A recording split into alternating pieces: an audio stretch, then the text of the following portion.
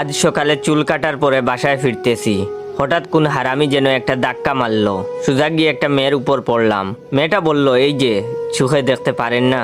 আমি বললাম, আপাতত আপনাকে ছাড়া কিছুই দেখতে পাচ্ছি না। মেয়েটা বলল, ফাজলামি করেন? আমি বললাম, আপনি আমার বউ না বেআইন লাগেন যে আপনার সাথে ফাজলামি করব? মেয়েটা বলল, স্টুপিড একটা।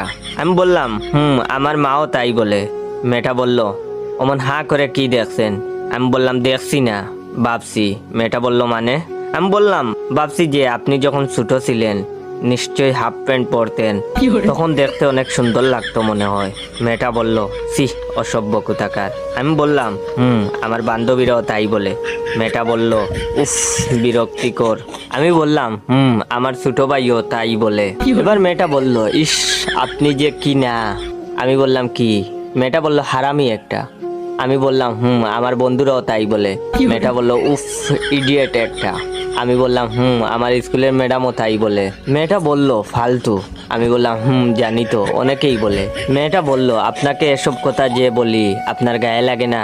আমি বললাম, না, শুনতে শুনতে অভ্যাস হয়ে গেছে। মেয়েটা বলল, ইস, আচ্ছা, আপনাকে মানুষ বলেনি এমন কোনো কথা আছে? আমি বললাম, হ্যাঁ, আছে তো। মেয়েটা বলল, কি সেটা? আমি বললাম, আমাকে আজ পর্যন্ত কেউ বলেনি যে তুমি খুব ভালো। এবার মেয়েটা বলল, ও আচ্ছা, তাহলে আমিই বলছি, ভাইয়া আপনি খুব ভালো।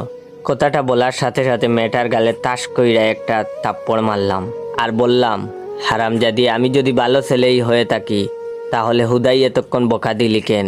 মেয়েটা আর কিছু বলল না, চুপচাপ বেক্কেলের মতো দাঁড়িয়ে বেহুশ হয়ে গেল। তখন আমি তার পার্সটা চেক করলাম।